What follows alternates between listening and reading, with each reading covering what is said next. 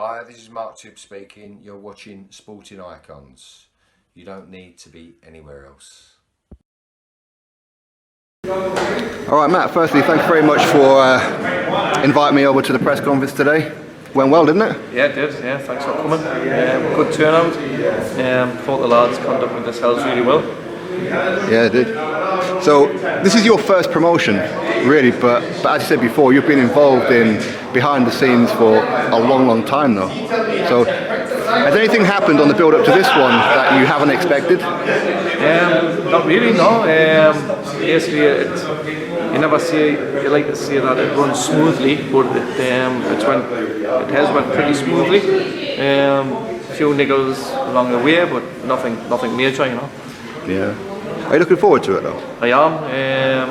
It'll be a big night, not just for myself, but for the other lads involved with the promotional company, for the fighters, and for the people behind the scenes who never get the recognition that they actually do, like my wife and people like that who put a lot of time and effort in to the paperwork side of things and admin side of things, general run of things, basically all the volunteers, all the lads, directors, wives as well, who play a part as well, you know. So it's absolutely, like I say, it's a family run sort of thing, you know. Yeah. And how long have you been involved in boxing? Been in boxing for, let's say, around about 30 odd years now. Do you still love it as much now as you did back then? I do. It's a massive part of my life, you know. It's a massive part of the West End, Newcastle's life as well. It's, trying to give build careers for the young people in that area, you know. Yeah. I mean, for me, one of the things when I moved back to the northeast, and obviously I'm starting to see who's who in the northeast when it comes to like boxing and that. I was pleasantly surprised at how it doesn't matter if you're from Newcastle, from Sunderland, from Durham. Everybody seems to just club in together and support each other. Yeah, it's a really good bond, you know. That I think the boxing fraternity's got in the northeast, because sometimes we feel like, with the rest of the country, how big it is, like Manchester and all that, how many gyms there is and how many people get on with it, Liverpool and then London, Birmingham, and Newcastle seems this little place, but realistically the boxing world like branch out to Sunderland, to Durham, to Middlesbrough, to Tayside in general. I think it works really well, you know. Yeah. So is it important, like these small hall shows? I mean, what's the importance of the small hall show? It's important for these young fighters to start their careers there, to build on that. You know yourself, once somebody comes into the professional ranks, it's hard to like sort of start on a 6th round fight unless you've done something that's been recognised in the amateur game, you know. Yeah. How many fighters have you got now as professional? There's 6 at the moment, and another 3 waiting for their paperwork to come through, so there'll be 9 in total. 9? I mean, your gym's always buzzing though, isn't it? Oh, it is. It's 700 odd members in the gym in total. 41 amateurs registered, and there's a lot more kids coming through who are getting ready to probably box amateur next year from as well, you know. So do you enjoy the professional side of it or the amateur side of it more? It's got to be the pro side for me. Yeah. But don't get us wrong, I work with the amateurs as well, and I love that. My heart is training professional fighters. Yeah. That's it. And what about your wife? You said that your wife's involved in all of it. It's like my wife's involved in everything, from the amateurs right through the professional side of things to the community investment, gym that we run, everything basically.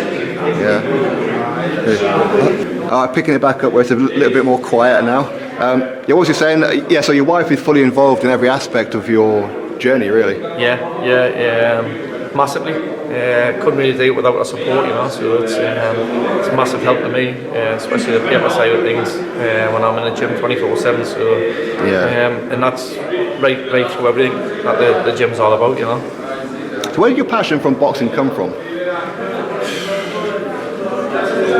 It just fell upon us one day, back as a kid in the West End. Got the likes of the Granger Park Boys Club in the West End. Saw boxing with Jimmy Johnson up there, and realistically it just went from there, you know. Yeah. So my dad boxed years ago, so basically it must have been in the blood somewhere, you know. Yeah. No, that's it. And what's it like having someone like Phil Jeffries around? It's great. You know, every time you phone him up and ask him for a little bit of advice, if you're not sure about something, he's always straight there, and like he'll guide you the right ways, you know. But I've known Phil for a lot of years now, and like I know Phil had a few medical problems and things like that in the past, so realistically I didn't want to bother him with boxing side of things then. I was just really just phoning him to see how it was really and things like that. And, you know, I have a great respect there for him because he has helped me from day one, and the lads who used to box for us in the past, you know. Yeah. So how long do you see yourself doing this for then, like the promotion side? Realistically, I'll never ever stop doing the promotion side. Obviously I'll have to take a step back as I get older from the coaching side and all that, being in the gym 24/7. But at the moment I'm relatively fit and healthy, so I'll carry on that side as well. But I didn't see us ever perceiving to retire from the game at all. I've got good people in place now with the younger lads who are on board with us, who'll take it on to the next level as well, you know. Yeah. Now I first met you, I think it was 2 years ago, back in, I want to call it your old gym, but kind of not really. But I interviewed Mark Taylor. Yeah. What's happened to him? He hasn't had a fight since I spoke to him. No, he's been injured. He's had an ongoing elbow problem, which hopefully looks like it's getting itself sorted out. He was back in last week training with us. So hopefully there'll be no more issues with that injury, so we can push on again hopefully next year with Mark's career again, you know. Fantastic. So when you look at like your fighters, do you see potential future world champions there? I see massive potential there for the levels at the moment. I think the levels maybe is a little bit above where they should be at the moment.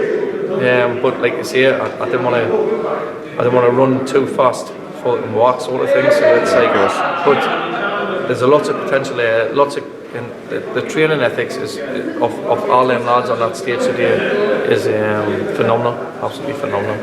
Yeah, the gym must be buzzing though. The closer you get, the gym must be buzzing about. Oh, it is. It's like you can see a little bit of nerves creeping in with some of the lads, and you know, even though they're trying hard to hate it and still be the jolly selves and all that, but you know, you still get close to a fight. You change, your mood changes a little bit, you know. I get nervous for some fighters. I think I'm more nervous for them than them actually stepping through the ropes, you know, which I suppose as a coach is a good thing to have, you know. Yeah, because at the end of the day, they're a human being, you know. They're not a piece of meat, you know. So you've got to have their welfare at the best. Definitely. So your first show will be on December the 9th, Hilton Hotel. Tickets sold out. And anybody who wants to watch the fights, I'll upload them on my channel. And then your next one, you said February? February the 26th, we're looking to go out, Have you got a confirmation venue yet, or are you still working on that? We've got a confirmation venue, it's at Benwell. It's just not far from the gym. It's Newcastle City Juniors training ground. That's where. Oh, so literally opposite your gym then? Yeah. Oh, that's nice. So it'll be there on the 26th of February. Nice. And do you keep like an eye on all the other shows and that up here? Because the North East seems to be a hotbed lately. Yeah, always. I'm always, like when Phil's putting his shows on, I'm always speaking to Phil about them and things like that. And a couple of the bigger shows that's been on. I still know a lot of people who work on the bigger shows for Matchroom and things like that. But obviously, my fighters aren't at a level where, well, I'd say they're probably at the level where they could easily box on these shows. But obviously, they're starting out in their careers now. So you'd rather them get experience first, definitely. And then. But in the future, I have no doubt whatsoever these lads will be fighting on the big shows and fighting on TV and things like that. I agree with you. All right, Matt, I appreciate your time, and again, thanks for the invite to the presser today. Thank you. Thanks, Paul. Thanks.